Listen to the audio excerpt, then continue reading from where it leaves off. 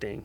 So I think it's probably difficult to find a balance when you're somewhat in the spotlight of the truck scene out here. So you have expectations from all these people of what you should be doing. yeah. You put some jumps on Instagram, and all of a sudden you're all American Sender, Yeah. and they expect that every single time that truck's out in the dirt. Yeah, and that's another thing with where I'm at right now in the journey of this whole thing is I don't really have any sponsors yet. I want to push that for like some of these. What I call it is freestyle pre-running. Yeah. I'm not racing. I'm just out there having fun.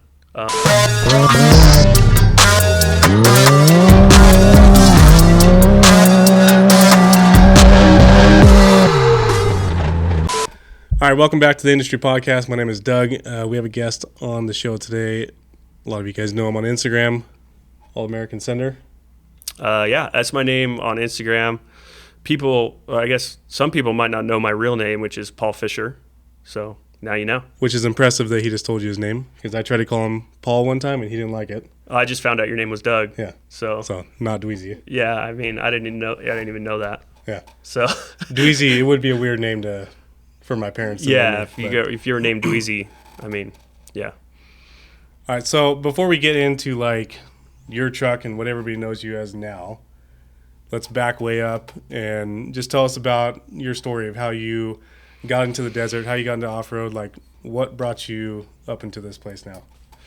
Yeah, I guess it all started when I was like 2.5, 3 years old. My dad was a street bike guy. He just liked to ride street bikes with his buddies and have a good time. He'd go on rides with his buddies. And then for whatever reason, he thought it'd be good to get me a CT70 three-wheeler.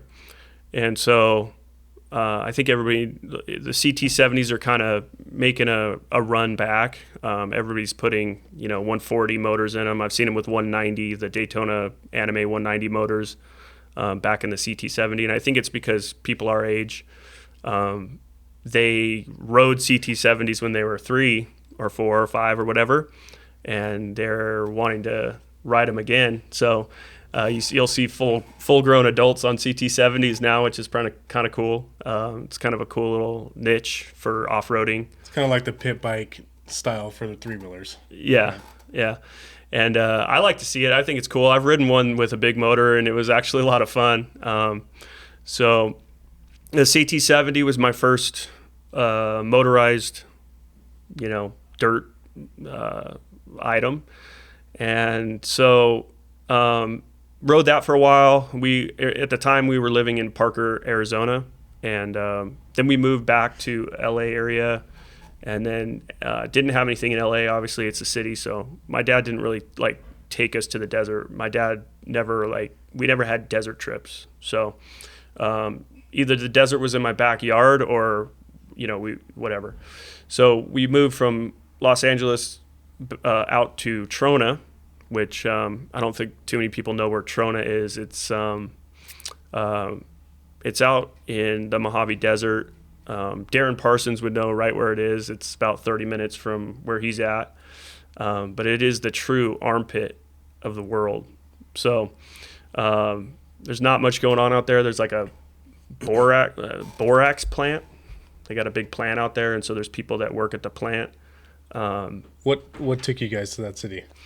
Growing up, my dad was actually a minister, so he would pastor, churches and stuff, and so what we did was there was a lot of moving around. So pastor a church for a couple years, and then move on to the next church or whatever it may be.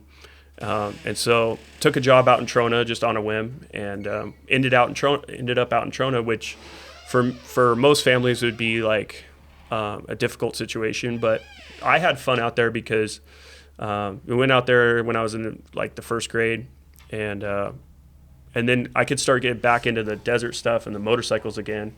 I got a 1980 XL80 out there in third grade, and like we were talking earlier, it had steel fairings and turn signals and mirrors and street Oh, legal. Four-stroke, right? 4-stroke, Yeah.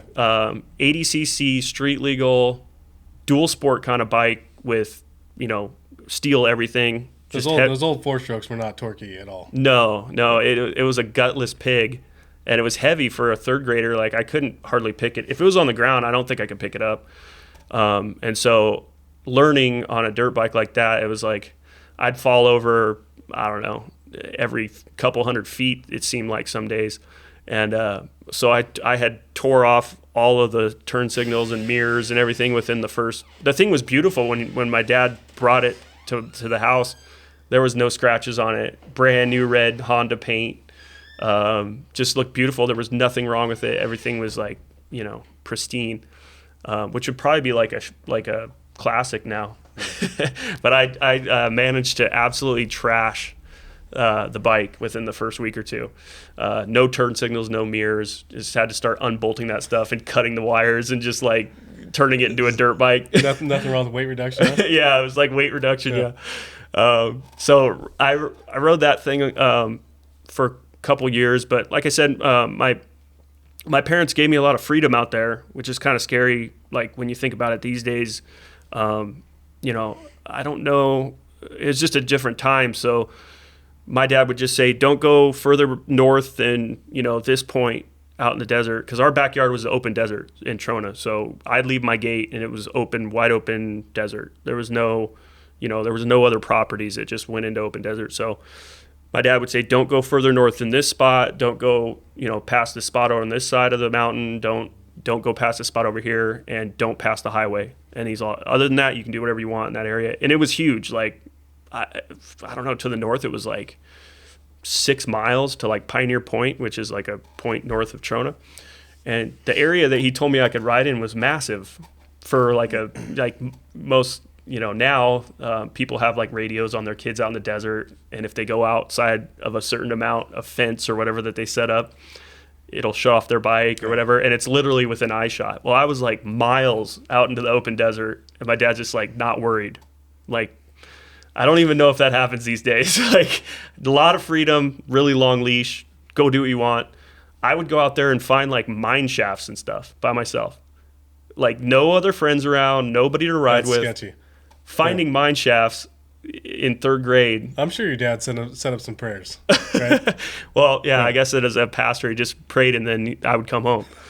And so, but yeah, I mean, it just ultimate freedom out there. Maybe it wasn't the best living conditions for like a family, but I sure as heck had a great time out there.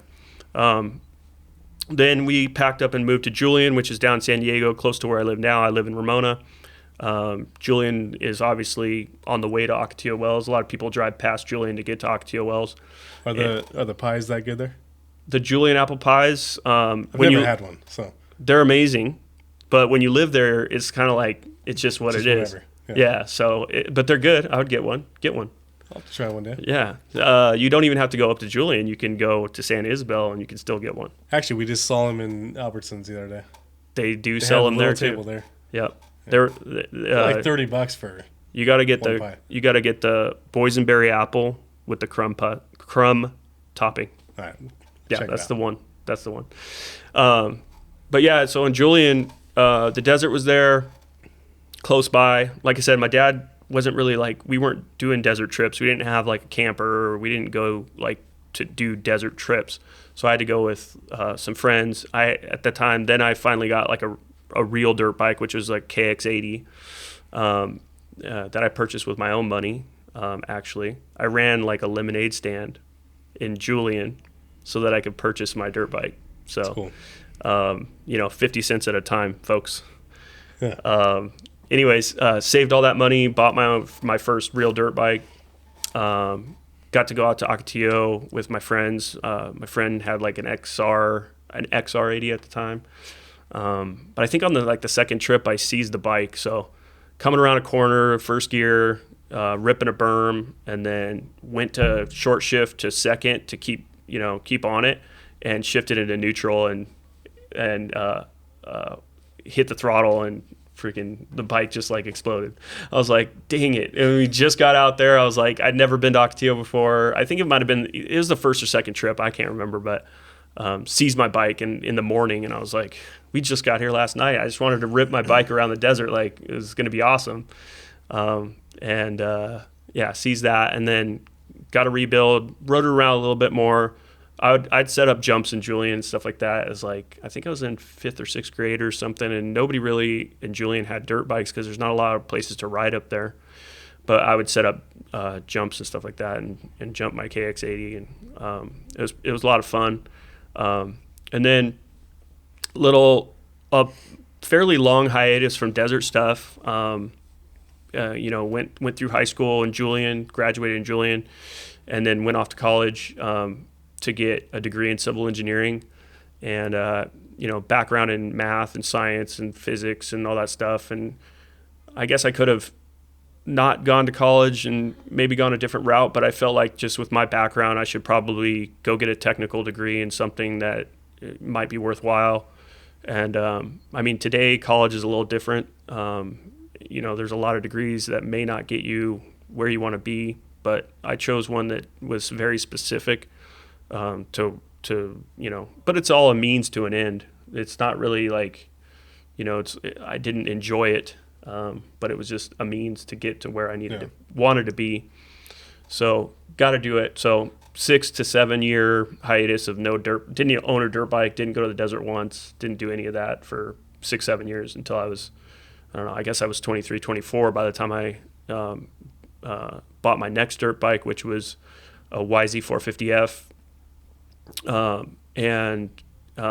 went to Glamis, took it up to Glamis for one of the first desert trips with a paddle tire, and we got there at night, Friday night or whatever, and it was dark and no riding, but just hanging around the campfire. And then I guess it sprinkled the night before, and so when we woke up in the morning, the dunes were like wet on the top, and the traction was just out of control.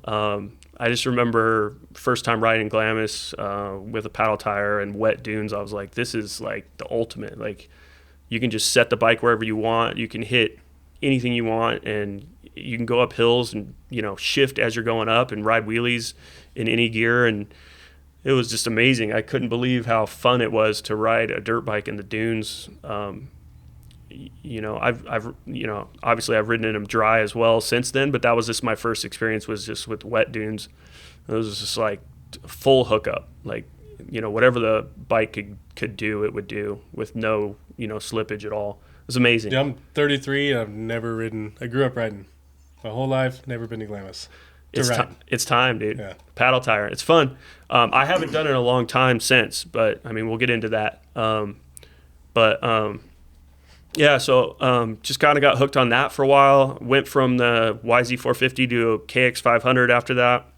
My buddy had a bike for sale. It was he showed me a picture. It was a blurry picture from an old flip phone or something. I don't even know, but he's like, you want to buy this bike? And I thought it was a KX250. I was like, yeah, sure, I'll buy it. It was only like $2,000 or $1,500 or something like that. I can't remember the exact number, but it's like, yeah, might be fun to go back to a two-stroke. I've been riding a four-stroke for a while. Maybe I'll go back to a two-stroke. I knew it was a two-stroke. Thought it was a KX250, and when he showed up to my house, a KX500. So I was like, this is going to be interesting. Yeah. He kind of sandbagged that one. I was like, I didn't know it was KX500, but I was actually kind of excited because I'm like, I'm going to put a paddle tire on this immediately and go out to Glamis and just see what the difference is between a 450 four-stroke and a 500 two-stroke. And it was night and day. It was night and day difference. I was blowing people away in 450s. Then from after that, go out to Oldsmobile and like pull up with the KX500, and people with the 450s are shaking their head like, damn it, this is not going to go well. Now, getting through the whoops is a little bit more of a challenge with the heavier, the KX500s, they were pretty heavy, I think. I don't know what the difference in weight is between those bikes and today's bikes, but I think it's quite a difference, 40, 50 pounds or something like that. So just like, lugging those things through the whoops at the bottom of the hill was kind of sketchy, especially going at those speeds. But once you got on the hill, it was like, you're gone. Like the 450s had no chance with the 500cc two strokes. So did a lot of that. rode the crap out of the KX500 in Glamis. That was a good time. And then basically just got to a point with dirt biking, rode dirt bikes all the way up until about 2015, and then had a buddy in Ramona, that riding buddy, rode dirt bikes together. Ended up doing a lot of dual sport stuff together. Did the Mojave Trail on dual sports. Started moving from the Glamis paddle tire thing into, I got a Husky 501, and kind of set it up with a big gas tank so I could go on longer dual sport rides. It's kind of what you do when you get older. Yeah. You turn into a dual sport guy. Yeah. Big dual sport guy for a while. It's actually a lot of fun. It is great. Yeah, I mean, you can get on the highway and just rip wheelies. I went riding actually with my dad, and he's always been a street bike guy. He never really did a lot of desert stuff. He got me into the desert, which is weird, but he wasn't into it himself. So he did a lot of street biking, and I would go for rides with him with my dual sport, and I would just rip wheelies out of every stoplight. And we'd get back to the house or whatever and be like, you got to stop doing that. He's like, we're going to get pulled over and get in trouble for, riding wheelies through town. You can't just do that. I'm like, you can't not do it when you're fine. It's fine. When you got 500, when you got a 512cc, dirt bike that's super light and you're on the road, you just want to ride wheelies all the time. So I'd always do that. But I got to a point where my same riding buddy was doing some racing. He had a F250. I think it's F250. It might have been an F150, but it was a OBS actually. And he was doing some racing out in Laughlin, and a couple times I went and helped him with the pits and stuff like that. And then it was kind of a cool scene. I never really watched trucks race like that before with big shocks and stuff like that. He was in the 1450 class, steel cab and everything. And I was interested, but it was kind of interested from a distance. I was like, oh, it looks like a lot of money. Yeah. Looks like you're dumping a lot of money into this. So, rode dirt bikes for a little bit longer. And then I was like, you know what? I should probably get a Prerunner or a Bronco or a Jeep or something like that. I'm sorry, but the more you hang around the truck guys, I was only moto for a long time. Yep. Did a couple things with Terra Crew. Yep. I'm like, man, that looks the same thing. I was like, that looks cool, but way too expensive. Hang around a little bit more. I'm like, all right. Then you start thinking just reeling you I in. should probably get a truck, or get something. You start looking around at trucks. I don't know. It's a very slippery slope. Yeah. And so that was probably financially it was probably a bad decision to get reeled in, but sitting around, I'm like, hey, Steve, what I'm thinking about going on Race Desert. I was already kind of scrolling through. So as soon as you start scrolling, there's a problem. So it's all it's all over from there. So scrolling through Race Desert, I'm like, what do you think, Steve? I got to have 4 seats because I got kids, and I'm not going to go out with a 2-seater. So I got to have 4 seats. It's got to be street legal. I don't want something that has a red sticker or green sticker, because I want to be able to drive it to places and stuff like that. I'm like, what do you think about 4-wheel drive, 2-wheel drive? He's like, well, what do you want to do? And I'm like, I don't know. I kind of like what you do with the race truck. And he's like, well, you don't want 4-wheel drive then. You want to get a 2-wheel drive, 2-wheel drive Prerunner. And so I kind of stopped looking at Jeeps and stuff like that. Started looking at things with, solid axle with, spool and stuff like that. So just started looking at Prerunners. And I saw this Bronco pop up that had, it was a 4-seater, but it only had an offset seat in the back and then a bracket for a cooler. But the same bracket was a seat bracket, so I could put 4 seats in there. So I was looking at that, and then I was looking at some other ones that were, some of them I think were leaf sprung. I talked to Steve again because I didn't know anything about it. I was like, what do you think about, does it have to be 4-linked? And he's like, if you get a leaf sprung truck, you're going to like it, and then you're not going to like it. You'll like it at first, and then you're going to be like, oh. So he's like, you should probably just get a 4-linked, something that's, 4-linked. So the Bronco was 4-linked. It was a 1985 Bronco, kind of like the OJ style. Mm-hmm. Had auto fab glass on it, just a 351 Windsor, 35-inch tires, so a little bit smaller tires. I think it was built in Mexicali. I think it was a Mexicali build. I don't know for sure. I bought it in El Centro, and I've talked to a couple people, and they think it might have been a Mexicali build for pre-running.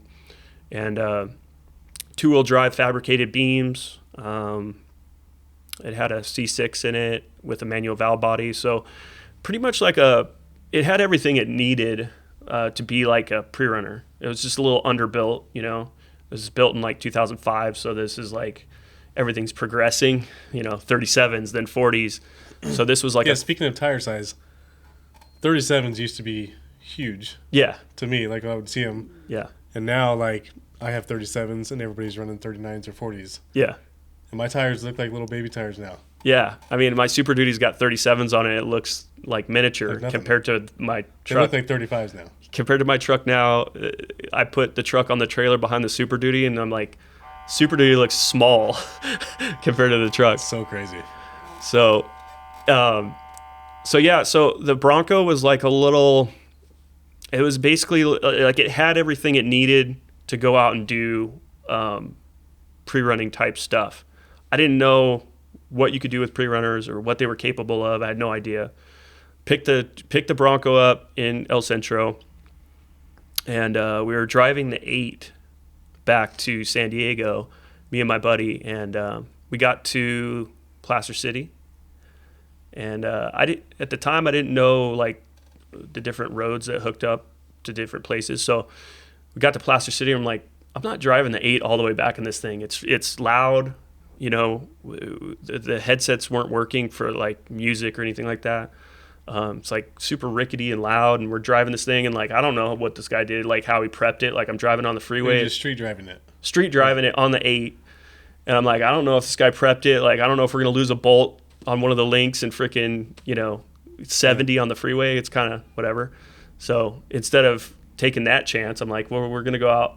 We got to Placer City, and we're like, we're just gonna take the railroad tracks over to Split Mountain Road. So that was the first time I ever drove a pre-runner, was at night, not knowing how prepped the vehicle was, and then just literally just taking a right turn. Was there lights on it?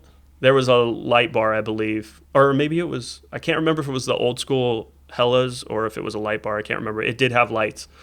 But it was super sketchy because nobody knew we were making that turn. I didn't call home and say, hey, by the way, we're going to take this sketchy turn in the middle of the night with a truck that we don't know what it, mechanically, if it's going to break down or, we know nothing. So anyways, we just made a right turn at Placer City, followed the railroad tracks. But I just remember like the first couple bumps I hit, I was like, this is insane.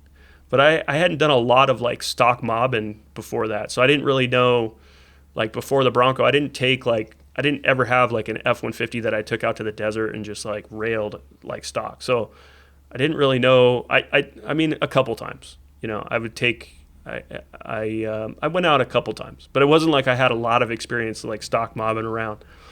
So like, but I do remember hitting those first couple corners with the spool, and the way the spool would just pull you back straight, and like, hitting a couple whoops where you're just like, that would have just wrecked a truck. Like, I can't believe what this thing is doing. And it was on 35s and like nothing to speak of power wise, like, 351, like stock 351, like it had power for what it was, but I was just blown away. I was like, this is insane. I actually got myself into a pickle on that road because there's silt beds and stuff. And, it was at night and I didn't know, silt beds and all that stuff. So yeah, we had to like, it was pretty treacherous for a little bit there. Just getting to Split Mountain Road was kind of gnarly. It's a good way to get to know the vehicle. Yeah. I mean, luckily we made it to Split Mountain Road. I think there was some mechanical issues, like some cutting out, or I can't remember. Maybe it was carbureted. So, there I don't know. But we luckily we made it to Split Mountain Road, got it back home that night. And then that night I couldn't even sleep. I was like, I can't believe what that thing does. Like, and that was just like nighttime, like just going from point A to point B. I'm like, just can't wait to get this thing out in the daytime out in the desert. You weren't going out to have fun. You were just trying to get home that night. Yeah, I just didn't want to go the 8, and I was like, I wanted to see, but I also didn't want to get stuck out there. So it was just an interesting. It was a crazy trip. I won't forget it. It was awesome. I think we stopped at the trestle for a second, and just like hung out for a little bit, and then kept going. But yeah, that kind of just stuck in my head, and I was like, I can't wait to just get this thing out to the desert. And then I think I went out to Truck Haven. Shortly after that, we scheduled a trip to go out to the desert and go to Truck Haven with the Bronco. And the daytime, I could actually start playing around with it, see what it could do.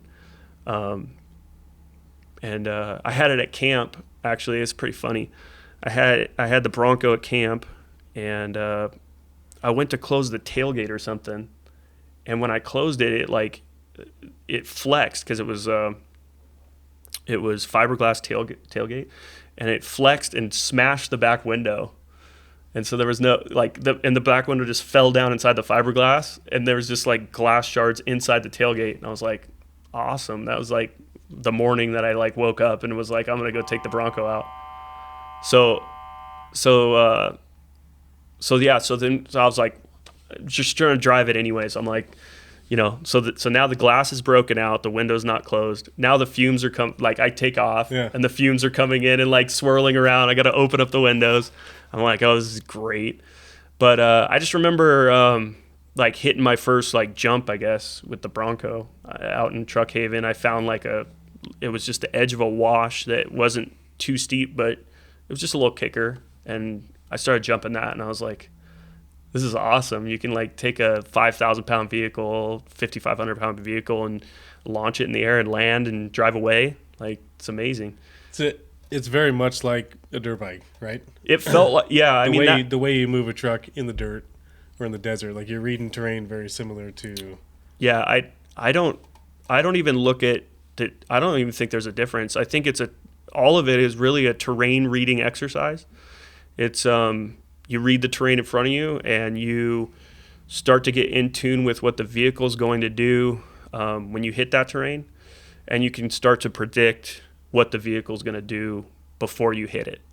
So to me, it's a terrain reading exercise, and then you use basically your butt dyno to decide what you think is going to happen, and then you make a few guesses, and then you see it happen over and over again. And then you can kind of guess what it's going to do. Obviously, there's those, pucker moments where you're like, it didn't do what I thought it was going to do. But that's what getting better at driving is. You're going to have those envelope pushing moments where you're like, why did the truck do that? I guess you do it on a dirt bike too. I mean, there's been times where you've seat bounced or something. You're like, I read that wrong. And when you're on a dirt bike, it's like, I read that wrong. Now there's going to be some physical consequences. Now you're going to hit the ground really hard, and you don't even want that punishment on a dirt bike. It's so gnarly when you hit the ground at those speeds. It's just like, oh, can't believe that just happened. It's like the physical, and that's why, you start to get older. You're like, all right, time to get in a truck. It's nice to sit down. Yeah. And just kind of enjoy. It's a lot less work when you're actually doing the activity, but I think for the truck side, you guys have so much more maintenance that you guys are doing. Yeah, so instead of the physical consequences of, piling yourself into the ground and then maybe trying to get yourself back up to health so that you can ride again or whatever, the trucks are more mechanical consequences, physical consequences to the truck. Obviously, it's dangerous. You can get hurt in a truck as well, bad. So there is some danger there. You do have to take a lot more in a truck for it to be dangerous, as far as a crash goes.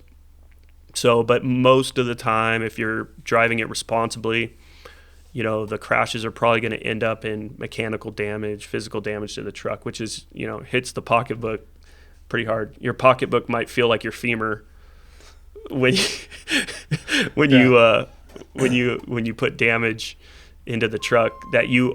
That's another thing with the trucks is you always want them to be running. You always want them to be up and running.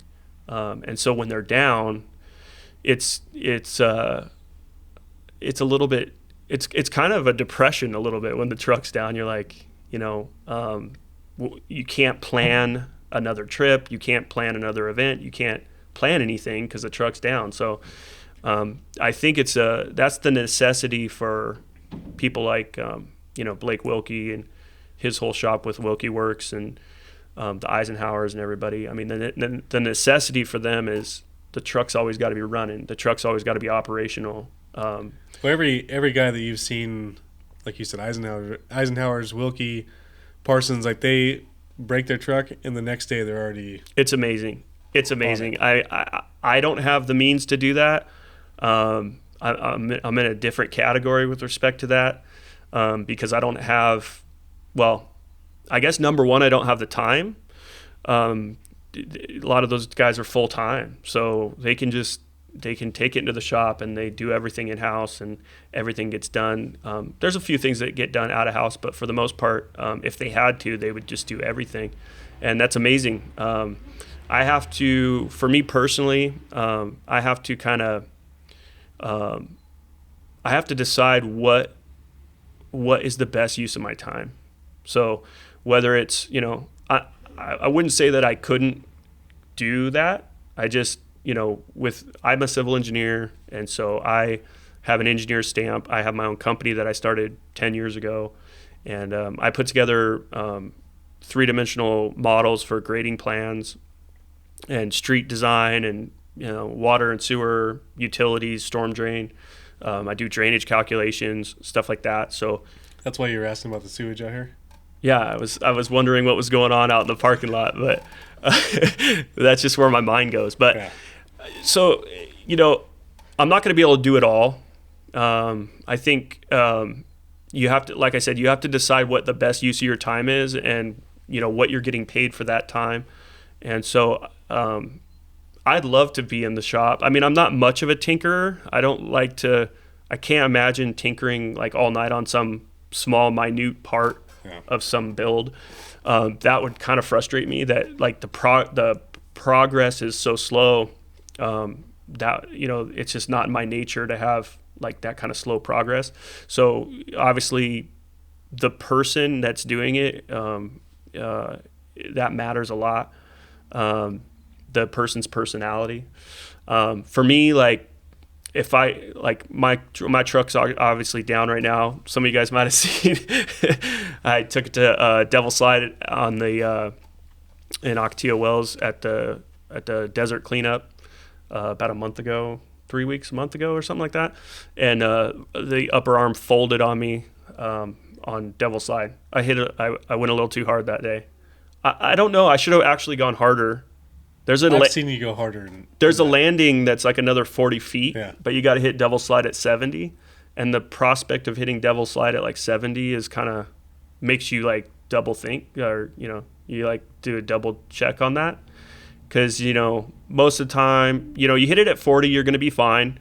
You hit it at 55 and you're going to case into the face of the landing. There's this small landing. You wouldn't notice it on film. You don't notice it unless towards the top. It's up towards the top, past the rocks. There's a rock pile at 100 feet, and there's a landing at 160 feet. I've seen Parsons do it. He'd get to the landing? Yeah. I did it once. I mean, he on the gas the whole way up there. It's pretty crazy watching it. I want to see that video. Yeah. Yeah, actually, Sterling was in the truck. Okay. I was filming with Terror Crew. I was filming the crowd. I didn't even know he was coming up to do it. And I turned around, nobody got it on video. That's rad. So. Well, yeah, I mean, that landing is about 160 feet. And going 160 feet, you got to be going high 60s, low 70s to go that far.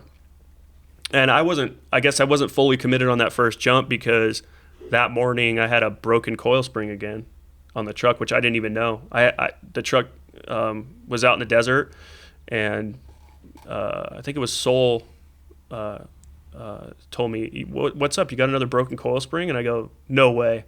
Go around to the other side of the truck, broken coil spring the morning of the desert cleanup when I broke the truck.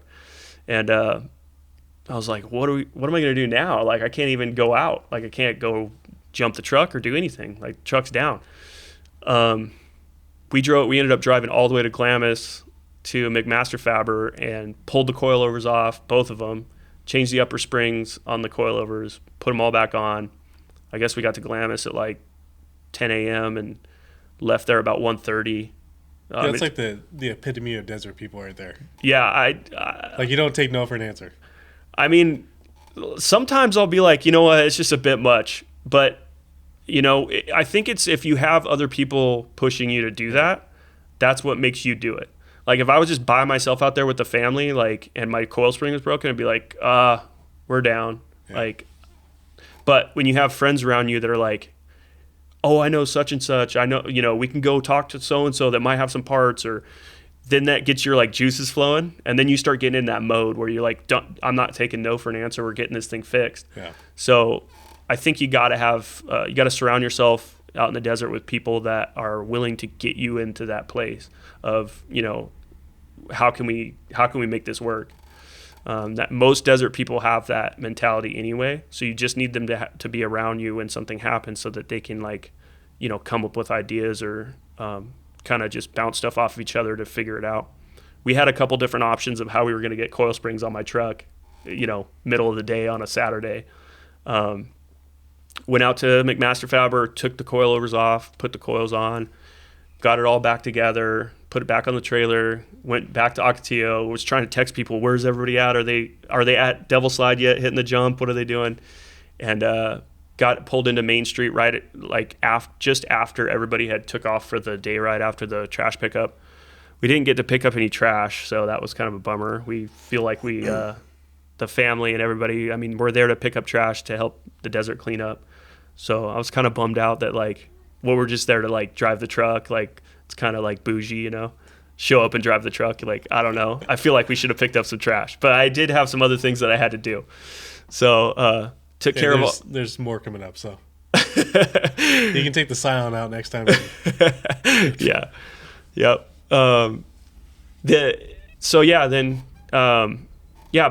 Coilovers. This was my, like, third broken coil. I'm like, what is going on here? Like, I thought it was some harmonic. Like, I don't know what's going on here. And so like I was saying, that first jump, I was a little bit hesitant. I wanted to hit it at 70 so I could get the landing. Super gnarly. But something, I just was like, this is the first jump on a coil, like, that I don't even know, you know, whatever. I don't even know what the setup's doing right now. So, you know, hit it at 55, which is actually worse speed than 70. You'd probably want to hit it at 70 and get to the land. Yeah, then you're casing it and you're making it way worse. So either 40 or 70. Pick a speed. Yeah. We have since figured out why I've been breaking all these coil springs. I don't know if anybody's seen it on my Instagram stories. I think there was like 3 or 4 times where I showed a picture of a broken coil spring on the same side.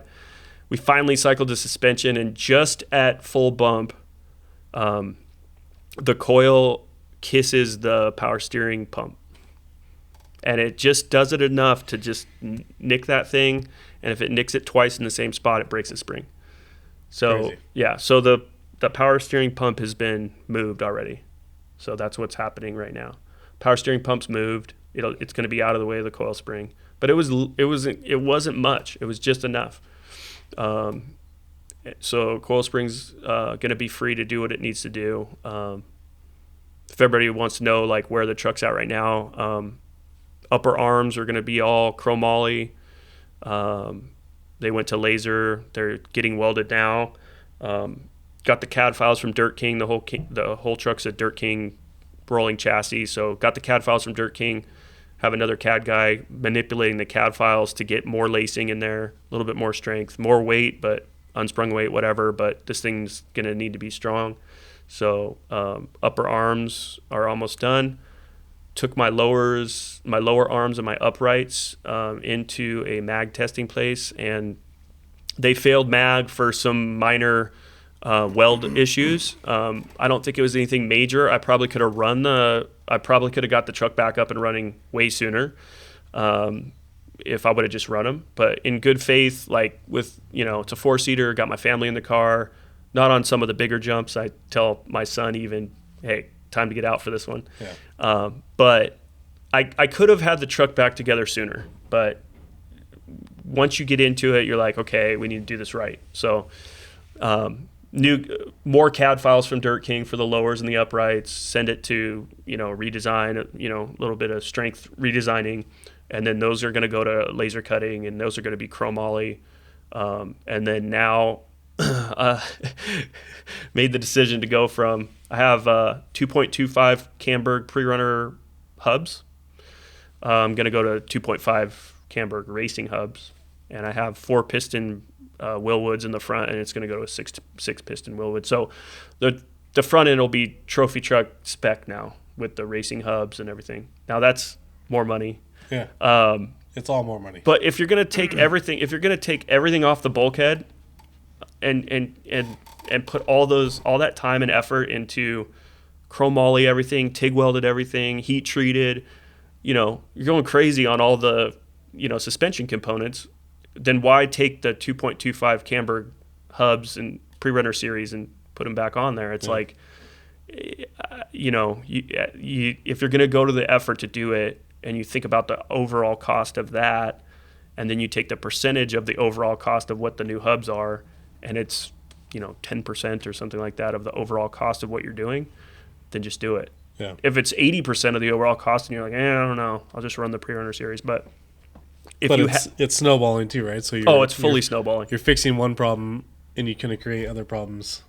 Well, you're going to find another weak point. Yeah. If you put more weak parts on something that you just fixed all the weak links that you found, you're going to just find another weak point. So just going to do it right while it's apart. Hopefully do it once. But I mean, it's got to come apart for Heims and Uniballs and stuff like that in the future anyways. But at least for now, I might be able to get a couple seasons out of this, revamp of the front end. Well, I think the truck's proven itself this last winter to a point. Yeah. I mean, you've kind of beat the hell out of that truck this winter. Yeah. But backing up, I want to know what got you to that truck. Okay, yeah. Because you had your Bronco. We kind of skipped that, didn't we? So, so I had my Bronco, and I was enjoying the hell out of it. Probably driving it a little irresponsibly for what it was. I actually had rolled it at one time. Slow speed roll, but still pretty violent. I was like, wow, that was 25 miles an hour. That felt kind of crazy. Yeah. And it went into actually a shop in Santee where Blake used to work. So my Bronco was in Blake's old shop for like 3 years. It took forever to get it back and up and running. And so I was down. I think that's when I was doing, I went back to dirt biking during that time. That's when I did a lot of dual sport stuff in that time while the Bronco was in the shop getting fixed up. Like it just, it needed a new roof skin on it and stuff like that from the rollover. I was driving it irresponsibly 100%. And I was listening to rock and roll music in there. That's the problem. That was the problem. Yeah. I was listening to 9 Inch Nails, and you should never do that in a Prerunner. So now the new truck, the rule is reggae only because it keeps you calm. You pulled up with reggae in this truck too. That's true. You like reggae. Yeah, I didn't want to have a problem with my Super Duty on the freeway, so reggae. But it's a little more peaceful. It's peaceful. You can, it puts you in a little bit of a like relaxed mode, so you're not like, you're gonna rock some AC/DC in there. You're gonna probably push it a little too far, because you're gonna be all amped. Yeah. Yeah. I listen to metal when I'm in the dirt. Okay. Well, and I broke my arms. Okay. So there you go. Yeah. So find some mellow music, guys. Some Beethoven or some classical music. Yeah, I know you want to be all hardcore and like listen to Metallica, but it'll make you drive over your head, I think. Yeah. You think you're like superhuman. It's a different vibe, yeah. Yeah, you think you're superhuman when you're listening to like Rob Zombie or something. It's insane. Got the Bronco back from fabrication after 3 years down, and immediately took it out and started jumping it again. Jumped the lake jump in Ocotillo Wells off of Split Mountain Road, and there's some photos of that thing in the air. And I just started pushing the Bronco a little bit further than I wanted to for the build it was.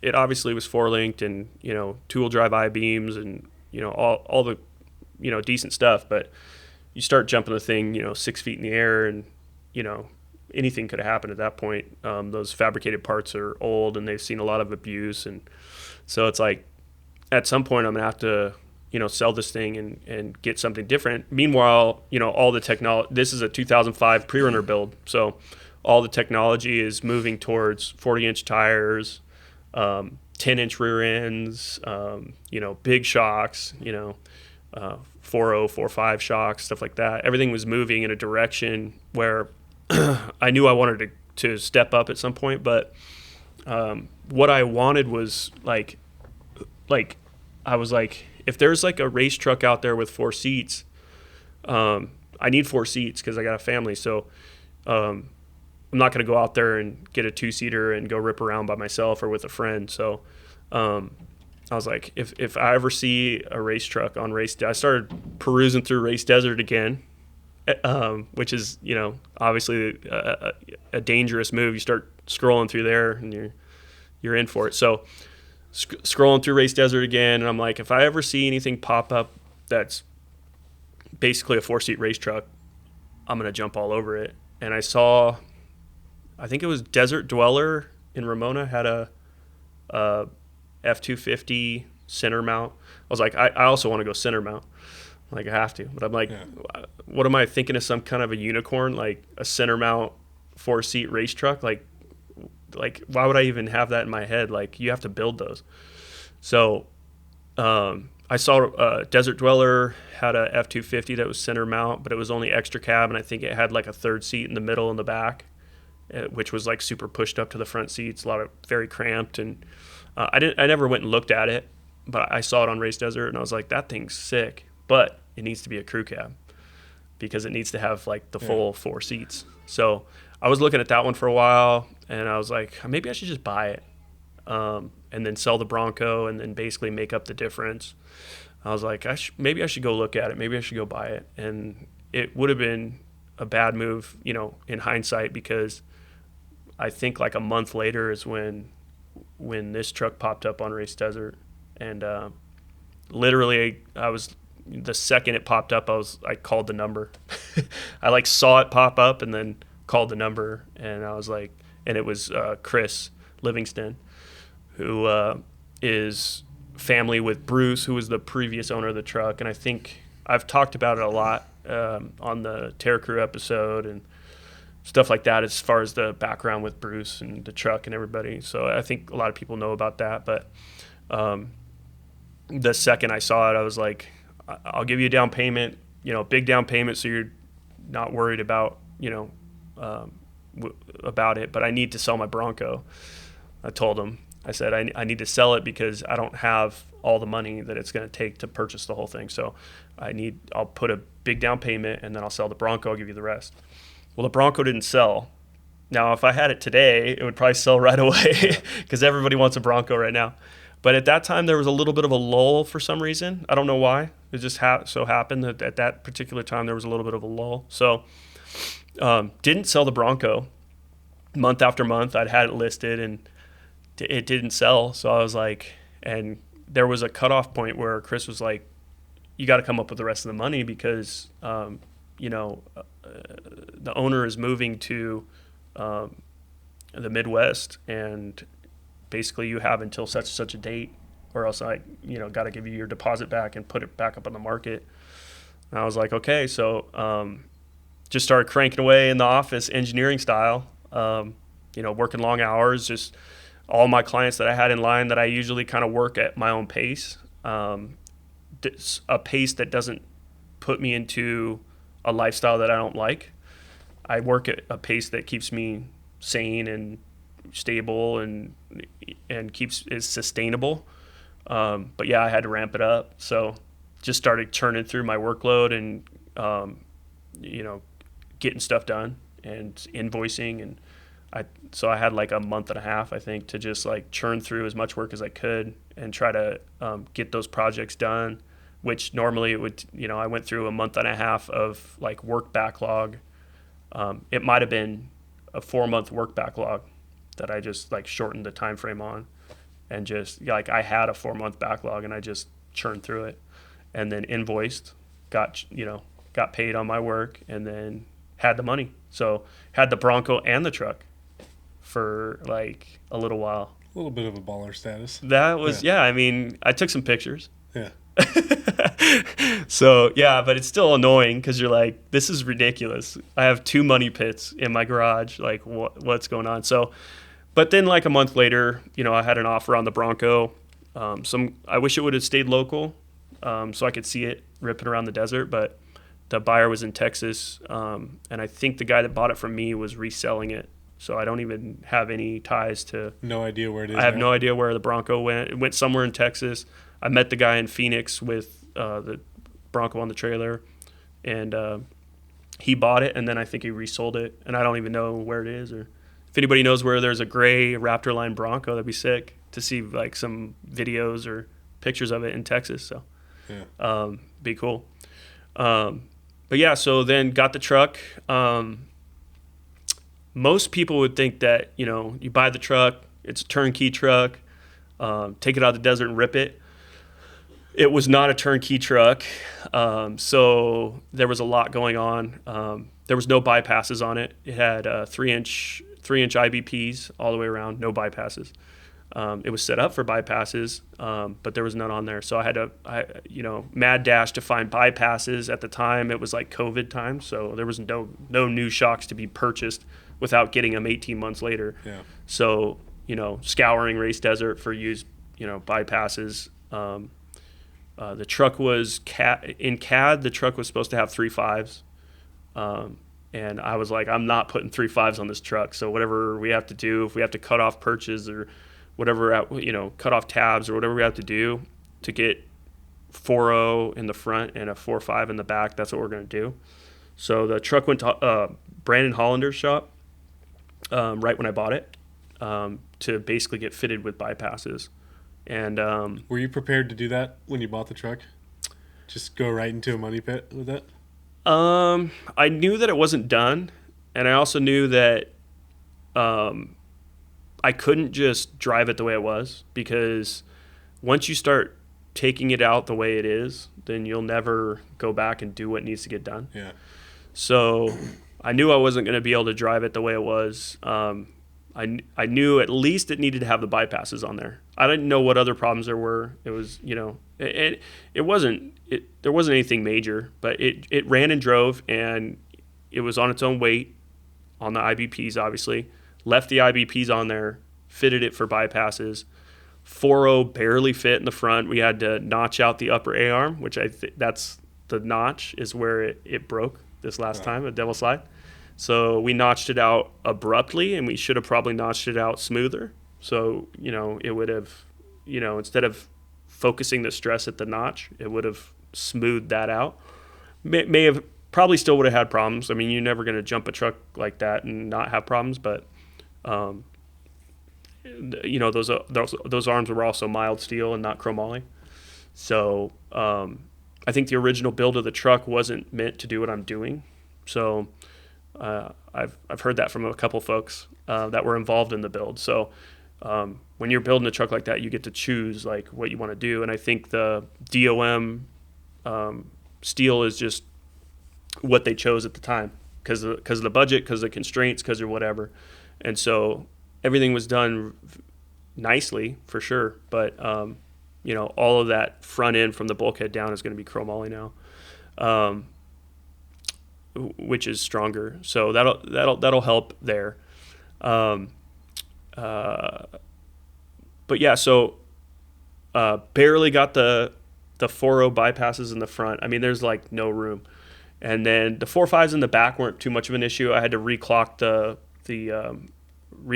the upper cap to make it sit right in there, but the 4.5s kind of fit in. There was plenty of room back there. So once got all that together.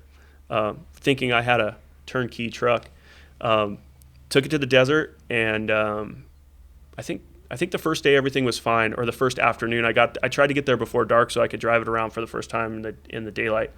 Drove it around. I was like, this thing's like a couch, like it's so plush.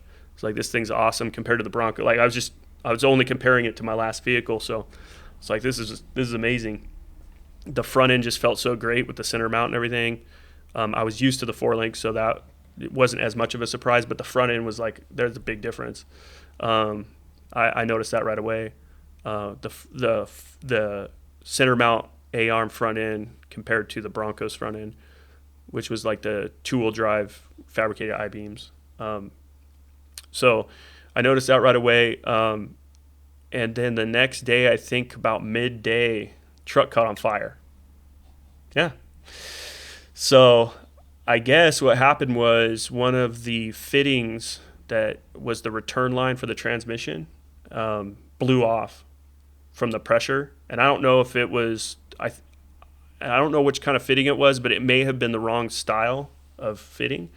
And the pressure blew the fitting off, and then the transmission fluid shot all over the Y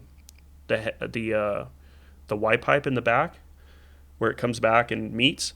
That thing was covered in like was it the fiber tape or the wrap? Yeah. Fiberglass wrap. It like shot into the fiberglass wrap and turned it into like a candle. Like the fluid went into the fiberglass wrap, soaked into it, and then just turned it into a candle. And the thing just lit up. Second day owning the truck. Or second day with the truck in the desert. Truck, yeah. So I probably didn't experience that issue the day before or when I drove it in Ramona, because I just didn't get up to those temperatures. So once it got up to either run operation temp or a little higher than that, I think that's when the pressure was like too much for that fitting, whatever fitting was on there, and blew it off, caught the truck on fire. I thought it was electrical fire at first because I just saw like smoke coming up underneath my dash, and I thought there was like an electrical issue, like inside the dash there was like some sort of electrical short or something, because it was just a little bit of smoke coming up in my dash. And so I thought it was electrical, and I was like, if I shut it off, everything should be fine. I still shut it all off, but I was like, I thought it would like stop because of the electrical. And, but no, it was like, it started to get a little bit violent, the fire a little bit. And my buddies I grabbed my fire extinguisher from the middle console, but I'm like, I didn't want to just like spray it right away. I wanted to kind of figure out where it was coming from. So I didn't spray like inside the cab or anything because I knew it wasn't in there. I knew it was outside, so I grabbed the smaller one for the internal area, jumped out of the truck, and I'm like trying to go underneath it. By that time, my buddy had already got the big fire extinguisher from my other buddy's truck and ran around the side and looked under there and saw where it was and sprayed it like right away under there. But the fire had gone up the passenger side engine compartment and went all the way to the hood and basically melted the entire Holley harness, all of the injector wires, like pretty much like almost all of the like electrical wiring that goes to like run the truck and the harness and everything. It was all toast. It was completely toast. This is all bare wire, melted everywhere. Like just, I was like, what in the heck? So towed it back to camp. It still started. After that it still started, but I was like, everything's bare. Like all the wires are bare. It's just going to start shorting out. Like can't drive it. It's going to have electrical fire later on. Were you asking yourself, like, what am I getting myself into at that? Yeah, I mean, at that point, I had sold the Bronco, so I had a little bit of money there. But yeah, I mean, I'm not. That's another thing I wanted to clarify is that I'm not like a rich dude. Like, I have my own company that I do engineering. I don't have any employees, so I don't have payroll. If I don't move my fingers on the keyboard, I don't make money. Well, I think social media too sometimes can look like all these guys, Wilkie, you, SoCal, that you guys are just a bunch of rich dudes that have these crazy vehicles, can always spend money on them. But it's also social media. It's hard to gauge. It's hard to gauge like exactly what's going on, you know. Yeah, and so people will maybe have their preconceived notions about how, why I have this truck or how I keep it up and running or, what I do. Or, I mean, just to clarify, like I said, I have my own company.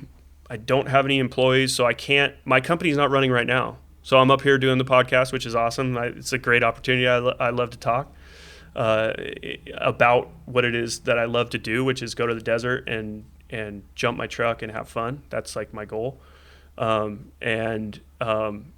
So coming up here and doing this though, I don't have 10 guys back at the firm to like make money while I'm gone. Yeah. So like I said, if my hands are not on the keyboard, there's no money coming in. So I'm kind of like, it's stressful in one way because all the responsibility is on my shoulders to do that.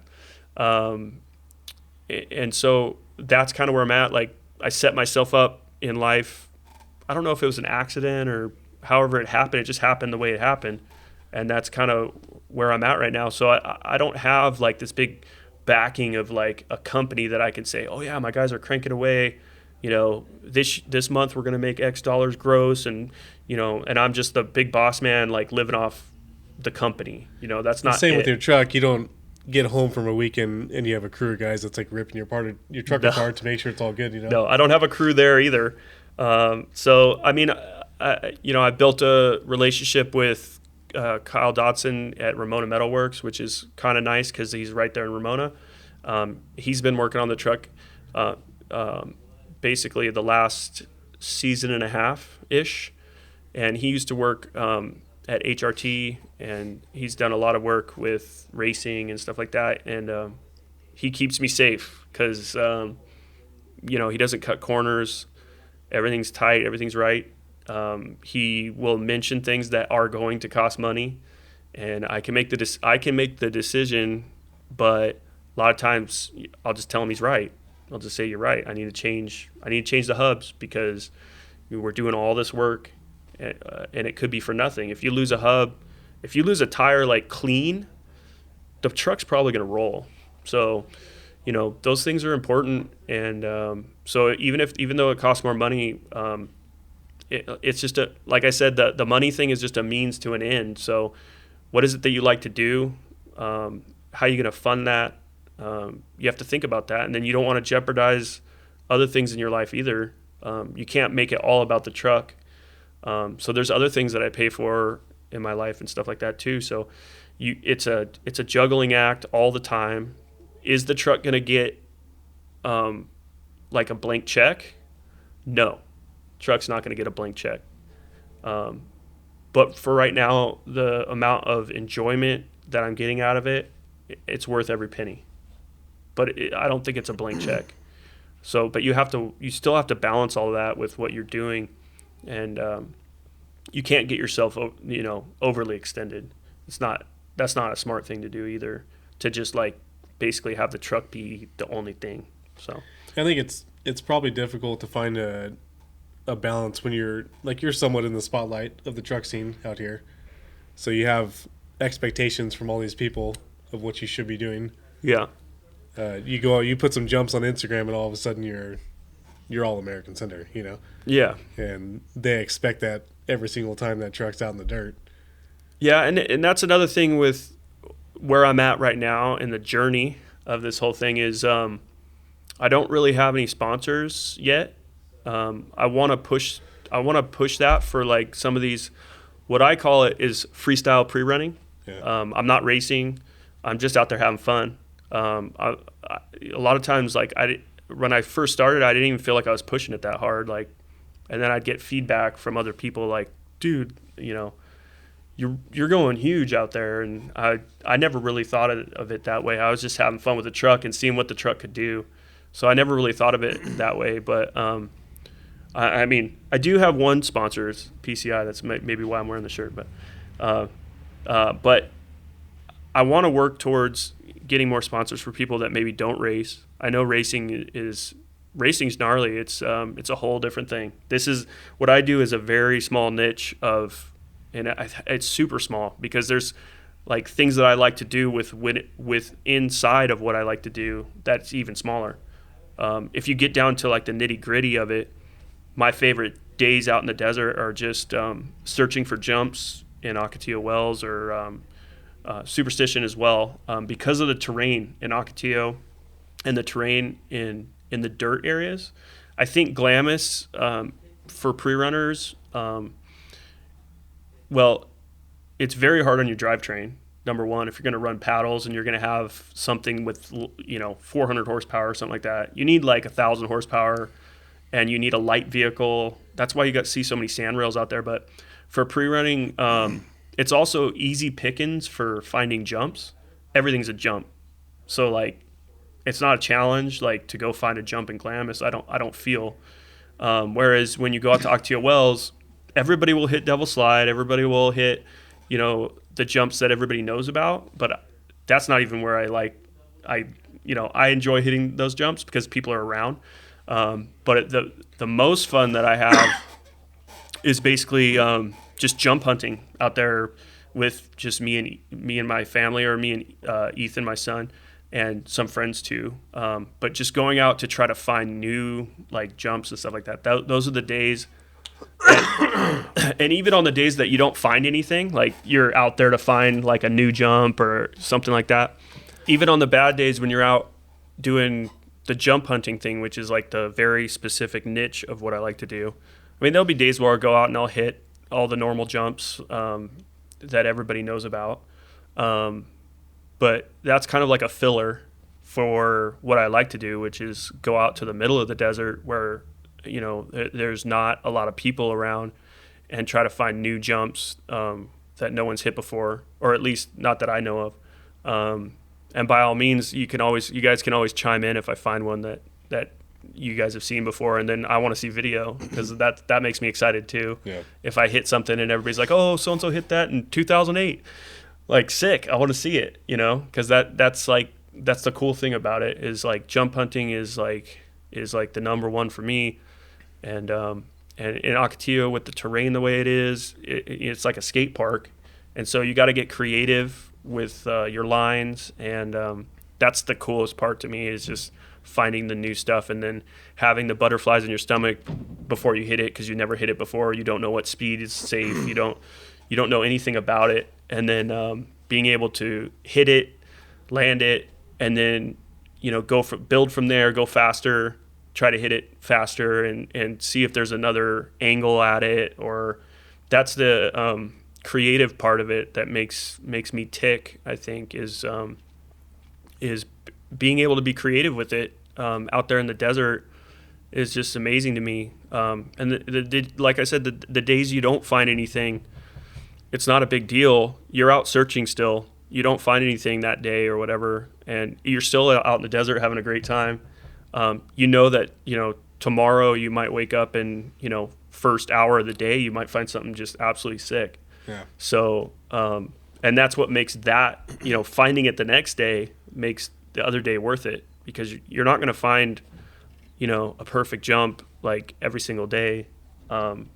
It's just like certain days you just stumble across something and you start looking at it, and a lot of times you have to get out of the truck. You're not going to see it properly from inside the truck, so a lot of times you got to get out of the truck and kind of walk it and just kind of take it all in, all the different angles and which way you want to hit it and stuff like that. And that is just so much fun for me. You know, I'll hit devil slide still. I like it. Even though I broke my truck on it, I'm still going to hit it again. But those jumps everybody's seen a million times, so it's still fun. But the new stuff is what really gets me going. Yeah, it's very specific though, very specific. And, you know, finding jumps is where it's at, I think, for me. It might not be that way for some other folks, but you do have to get out there a lot. That's the other thing. You can't go to Ocotillo Wells twice a season and expect to have a fruitful time. If you want to go jump hunt, you have to be there out there every weekend or every other weekend, and you got to know the desert like the back of your hand. And that's the way you do it. The problem with that is, obviously, if you break the truck, you can't go out and do that. So, you know, I wish I could get in my shop and lay some beads and, you know, set it all up and do it all myself, but I got to get back to work, and then that money pays somebody else to do that portion of it. If I was full-time off-roading, then it would be a different story. If I had some guys in the shop, I have a building at my house with 220, and, you know, maybe that's for the future. I don't know what the future holds, but I do have, you know, a 70 by 40 metal building with 220 in it. So, and it's got a lift in there. So, I mean, maybe I'm setting myself up with all the right tools to maybe be able to do something like that in the future. And I wouldn't be opposed to that. I just got to make it. It's just got to be right. That's more money though. You know, tooling, welders, all that stuff. I could definitely see myself getting into it, but right now, the way everything's kind of working, it's not. I'm not quite ready to do that just yet. I think it would be an awesome adventure for sure to get into that, and that goes into like the built not bought phrase that everybody kind of throws around, and it's funny because it's like a spectrum. Like how much of it is it built, how much of it is bought. I have more money into my truck since I bought it than what I bought it for. So, did I buy it? I don't know. And that's the whole thing is like you can use that phrase anytime you want as a tool to like put people in a box or whatever. Like, oh, the guy just went out and bought a turnkey truck and now he's just out sending. And I don't think you can do that. Which is okay. That's okay too. Yeah. If you are able to buy a turnkey truck and go do that, it's still okay. Good for you. Yeah. Yeah. Go out and have fun. It's like dirt bikes. Nobody's building a dirt bike from scratch, you know? No. You go buy it, go have fun with it. No, and then you want to put, you don't want the stock bars on anymore. Yeah. You want to put, the rubber mount, like, Gucci bars on it. You want to put a pipe on it. You want to change the computer so that the, fuel, the fuel injection pattern is different so you get more power out of it.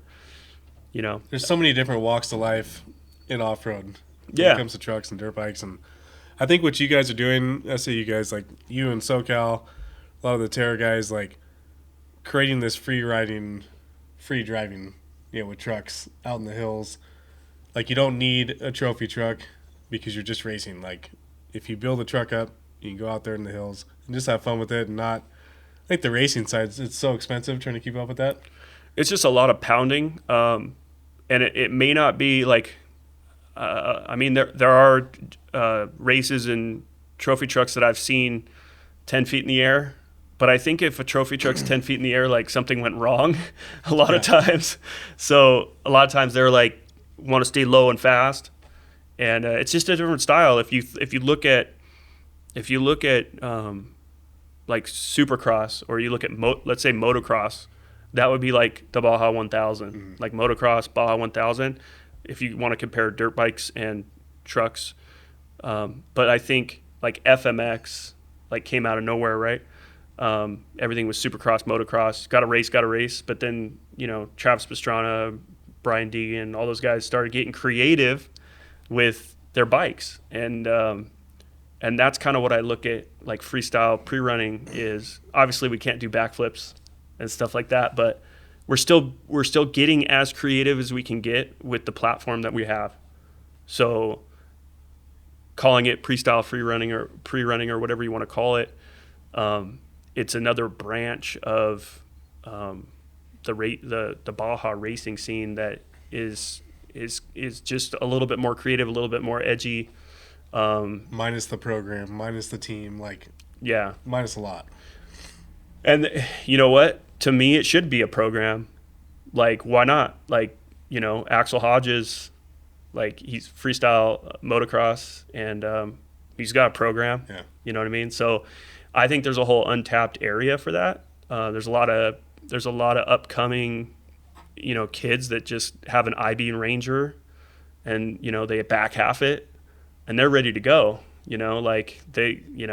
But there's no backing. So that's kind of, I guess, what would be awesome to see is that maybe some of this freestyle truck driving could get a little bit more traction. And there's no reason why it wouldn't. Yeah. It's just more creative than racing. Racing is gnarly. Don't get me wrong. I don't even want to race. Like, it's not something that I look forward to. Mainly because, first of all, I'm not going to race my truck. I'd have to buy a race truck, or build a race truck or whatever. But I'm not going to race my truck because I know what kind of wear and tear gets put on it out in the Ocotillo cruising. And I can't imagine just redlining that thing and just hitting everything as fast as you can hit it all the time, like for hundreds of miles. Like, I just know what it does to the truck, and you're basically just turning all the wearable parts on that thing are junk when you're done. Like, they're all junk. You got to pull the whole thing apart. And so that level of repetitive prep, it's too high for me. I think it's like 10 times higher than taking the truck out and having fun with it. Yeah. So that level of repetition on changing out parts is not what I would want to do with my truck. But you know, going out and getting the cool videos for Instagram or hitting a line that's kind of creative out there, it doesn't put as much. Obviously, some of the jumps that I've done are pretty gnarly. Yeah. I mean, so you're going to put that one-time stress on the parts, that one time that you land, or 10 times a day or whatever it is. But it's not repetitive over and over and over for hundreds of miles. So it's a better, for as far as prep goes, it's a better model for if you just want to go out and have fun. Yeah. Obviously there's adrenaline involved as well, just like racing. It's a little bit more of like the build up to an instant gratification if you land a jump or something like that. Whereas racing is just, you got to be in the pocket every second of that race. You know what I mean? Pre-running, you can jump out, high five your friends. That was sick. Yeah. You know what I mean? Yeah. So it's just a different level of fun, and it would be awesome to get some more, companies backing that sort of thing. I don't know if it's possible. I have no idea. I'm pretty new to the scene. I feel like it's getting there. I mean, there's people doing it right now. Yeah, at a lower end, but I feel like the people that do it also have racing as part of what they do. Yeah. Like Darren and Blake and Eisenhower's, they're all racing. So to do it without racing, I don't know if it's possible, but I'm pretty. Maybe you can always get a All-American bug. You can go race with Wilkie. All-American. Add the race. All-American Class 11. Yeah. I don't know about that. I've seen Blake's stretching his back a lot. So, I mean. Yeah, it beats him up. Yeah. I always talk to him about that. I'm like, You can't Class 11 the Scion? They should have a Scion class. I feel like it's right there. What's up with the Scion class, guys? It's basically the same size. Maybe smaller, huh? It might be smaller. Yeah. It has less power, 100%. The Scion's fun. If you guys haven't seen it, check it out on my Instagram. When the truck's down. When the truck's down, the Scion comes out to play, and it's legit. I've gotten a lot of mixed emotions on that one, though.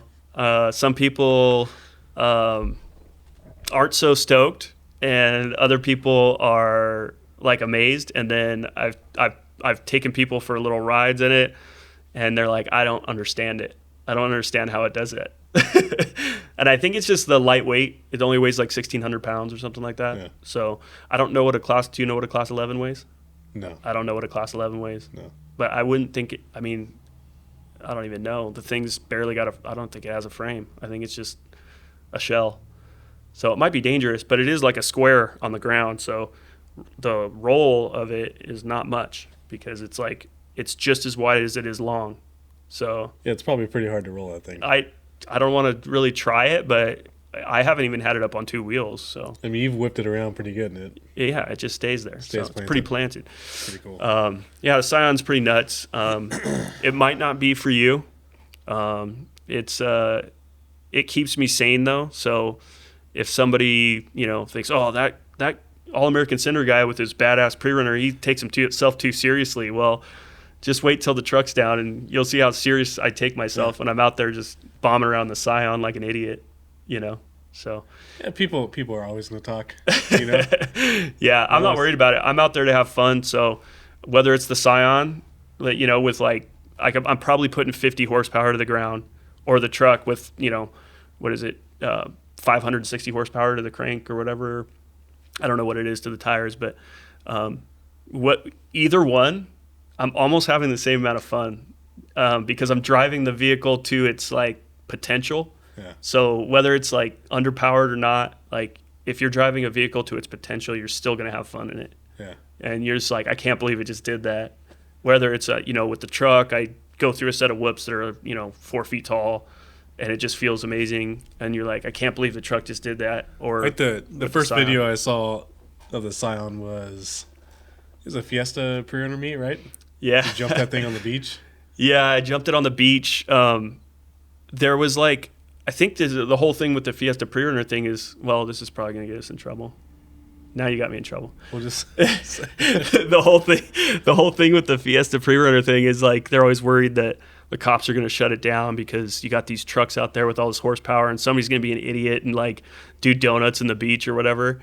And so I was a little worried, but I had the Scion out, the Fiesta Prerunner thing. But you had it with the RCs. It was with the RC cars. The same thing. So it's fine. Yeah. Yeah, like so they had an RC car jump that was built for the RC cars, and for whatever reason, it was wide enough for the Scion. So Noah the Explorer was like, bring that thing on over here. So yeah, there's a video of that too. That was pretty sick. That was fun though. Have you had your truck out to a Fiesta event? I have not had the truck to Fiesta. It's always either down or something's going on. Yeah. So a couple years ago, I'm not going to say any names, but somebody came out there, big truck like yours, and just started ripping pavement up with their tires, and it caused some issues. Maybe that's what it was. But I think since it's been pretty respectful with. Yeah, I mean, I think everybody knows that you're not going out to Fiesta to rip your.